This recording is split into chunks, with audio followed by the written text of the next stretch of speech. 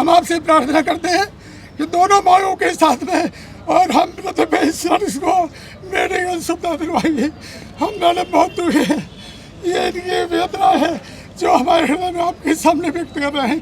आप करवाइए, मातृशक्ति है। 25 का जो पीरियड था, इसमें पेंशन के लिए जो एक ईपीएफओ को आप जमा करते थे, वो निश्चित रूप से आज आपको जो आपकी मांग है वो हिसाब से मिलना चाहिए और पेंशन के रूप में, क्योंकि आज जो पेंशन का अमाउंट मिलता है वो निश्चित रूप से कम है। और मैं भारतीय जनता पार्टी की सांसद हूँ, लेकिन मैं आप लोगों के साथ यहाँ पे खड़ी हूँ। इस उम्र में आपको अगर यहाँ पे अनशन करना पड़े या आंदोलन करना पड़े तो मुझे लगता है ये ठीक नहीं, और मैं आप लोगों का जो भी कहना है वो निश्चित रूप से सरकार तक पहुँचाऊँगी। आप सबसे मैं हाथ जोड़ के विनती करती हूँ कि आपका हंगर स्ट्राइक आप पीछे ले लें। आपका जो भी डिमांड है वो सरकार से पूरा करवाने के लिए मैं खुद और मेरे साथ हेमा मालिनी जी और बाकी भी सभी हमारी जो सांसद साथी है उनके साथ हम ये विषय सरकार को निश्चित रूप से पहुंचा के आपकी तरफ से हम लोग वहाँ पे सरकार से कंटिन्यू मांग करेंगे। आपका बीजेपी का होने के बावजूद आप हमारे साथ हैं। मैं ये कहता हूँ ये सब बीजेपी के मोदी जी के ही लोग हैं, और मोदी जी हमारे बीच हमारे नंदुरबार की सांसद आदरणीय डॉक्टर हिनाताई गाविताई है, ये बीजेपी से सांसद है और हमारे संरक्षक है। हमें उनका हरदम सहयोग मिलता रहा। हमारे नंदुरबार के भाई उनके कार्यकर्ता भी है और हमारे यूपीएस में भी है। तो मैडम यहाँ पे हम सबको अपना आशीर्वाद प्रदान करने, संरक्षण प्रदान करने आई। मैं आप सबकी तरफ से एनएसी की तरफ से मैं मैडम का स्वागत करता हूँ।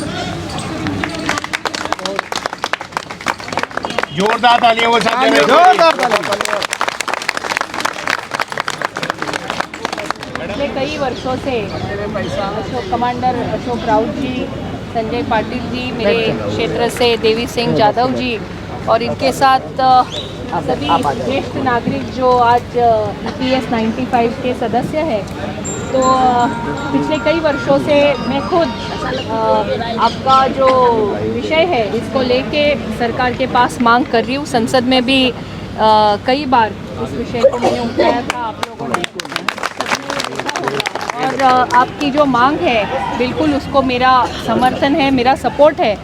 और मैं जब भी अशोक राउत जी और इनके साथ संजय पाटिल जी, यादव जी जो भी मेरे पास आए हैं, सबको मैंने हमेशा यही कहा है कि निश्चित रूप से आपका ये जो पैसा आपने पूरा जो आपका सर्विस का जो पीरियड था, इसमें पेंशन के लिए जो एक EPFO को आप जमा करते थे, वो निश्चित रूप से आज आपको जो आपकी मांग है वो हिसाब से मिलना चाहिए और पेंशन के रूप में, क्योंकि आज जो पेंशन का अमाउंट मिलता है वो निश्चित रूप से कम है।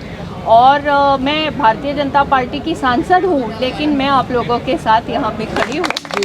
आपको यहाँ एक चीज़ मुझे विनती करनी है। आप लोग पिछले 7 तारीख से यहाँ आप hunger strike, chain hunger strike पे आप लोग बैठे हैं और कल से पूरा हंगर स्ट्राइक पे आप लोग सब बैठे हैं। आप सब बहुत वरिष्ठ ज्येष्ठ है और आपको मैं रिक्वेस्ट करूंगी कि आप ये अनशन आपका पीछे ले लें।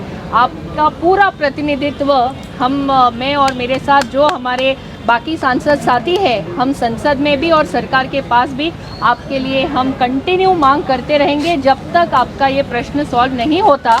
और ये आश्वासन मैं आपको निश्चित रूप से देती हूँ।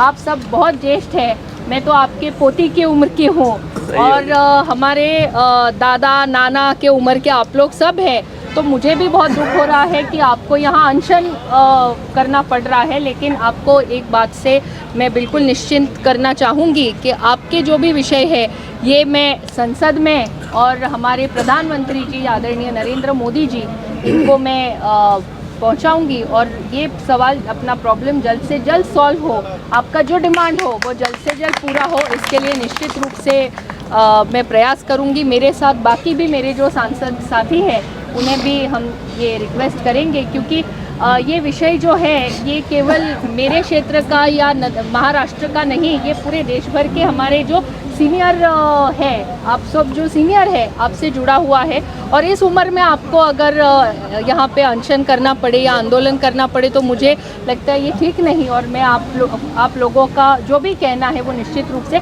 सरकार तक पहुँचाऊँगी। आप सबसे मैं हाथ जोड़ के विनती करती हूँ कि आपका हंगर स्ट्राइक आप पीछे ले लें। आपका जो भी डिमांड है वो सरकार से पूरा करवाने के लिए मैं खुद और मेरे साथ हेमा मालिनी जी और बाकी भी सभी हमारी जो सांसद साथी हैं उनके साथ हम ये विषय सरकार को निश्चित रूप से पहुंचा के आपकी तरफ से हम लोग वहाँ पे सरकार से कंटिन्यू मांग करेंगे।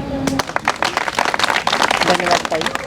सर, हमारी पेंशन की उम्मीद में हमारे कितने साथी तो चल बसे। बिल्कुल सही बात है आपकी, लेकिन अभी कम से कम सरकार को जाग आ रही है। हमारे सांसद जी हमारा प्रतिनिधित्व वहाँ पर करेंगे तो ये बहुत अच्छी बात है।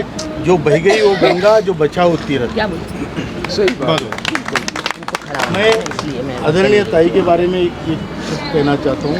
ताई हमारी संसद में पिछली बार संसद के सबसे यंगेस्ट सदस्य थी और इनको संसद में पार्लियामेंट में बहुत बड़ा पुरस्कार भी मिला है। उनके योगदान की वजह से, उनके वहाँ के जो चर्चा उन्होंने करवाई उसकी वजह से हमारा मुद्दा उन्होंने कई बार उठाया है। हमारे साथ वो है, पहले से है, आज भी है। और मैं ताई आपको ये भी बताना चाहता हूँ, जैसे आपका बीजेपी का होने के बावजूद आप हमारे साथ हैं, मैं ये कहता हूँ ये सब बीजेपी के मोदी जी के ही लोग हैं और मोदी जी स्वयं हमारे साथ हैं। प्रॉब्लम क्या है, मालिक देने को तैयार है, मुनीम जी नखरे कर रहा है, ब्यूरोक्रेसी प्रॉब्लम खड़ी कर रही है। तो इसमें आप हल निकालिए। और मैं तो ये कहता हूँ कि आदरणीय प्रधानमंत्री जी हमारे साथ है, हमारा काम होगा, ये मोदी जी की गारंटी है। सही तो पक्का पूरी होगी।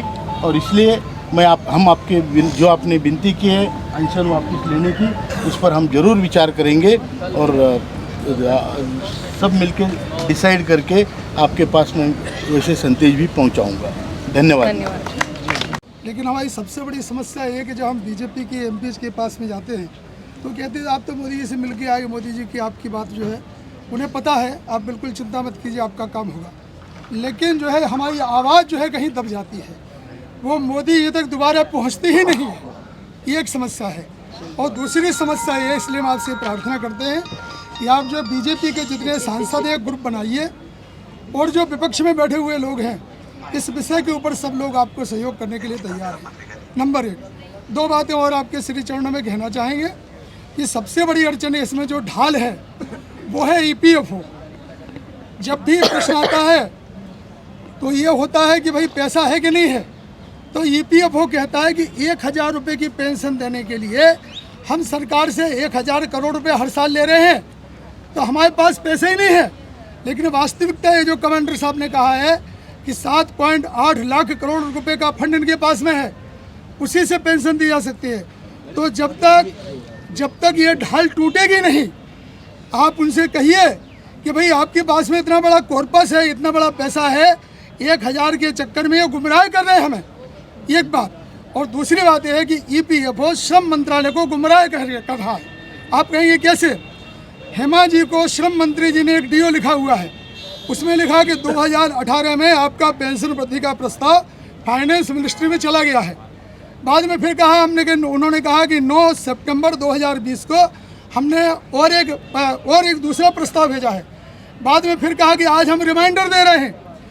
माननीय श्रम मंत्री जी वो DO लिखते समय कह रहे हैं कि आपका प्रस्ताव है और ये जो है फाइनेंस मिनिस्ट्री में पेंडिंग है, लेकिन वहीं दूसरी ओर श्रम राज्य मंत्री डेली जी कह रहे हैं कि मिनिमम पेंशन वृद्धि का कोई प्रस्ताव नहीं है पार्लियामेंट में। नंबर 1, मतलब जो है ये कहीं जो है दिशा भूल की जा रही है।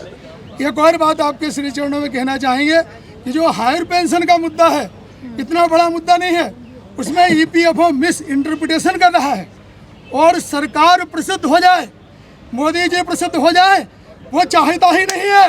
वहाँ नक्सलाइट अधिकारी बैठे हुए हैं, वो चाहते हैं कि सरकार को हम जो है उनको इस बात का क्रेडिट नहीं जाए और वो मोदी जी की प्रतिमा को नुकसान पहुंचाना चाहते हैं। हम आपसे प्रार्थना करते हैं कि दोनों मांगों के साथ में और हम इसको मेडिकल सुविधा दिलवाइए। हम मैंने बहुत दुखी है, ये इनकी वेदना है। जो हमारे हृदय में आपके सामने व्यक्त कर रहे हैं। आप करवाइए, मातृशक्ति है। आप हेमा जी, नवनीत राणा जी, ये 2-3 अगर महिलाएं शक्ति आती है, महिला शक्ति हमारे लिए बहुत सशक्ति शक्ति है। हमारी एनएसी की महिला भी हमारे साथ में खड़ी हुई है और हम आपको निश्चित रूप से सफलता मिलेगी, ऐसा हमारा पूर्ण विश्वास है।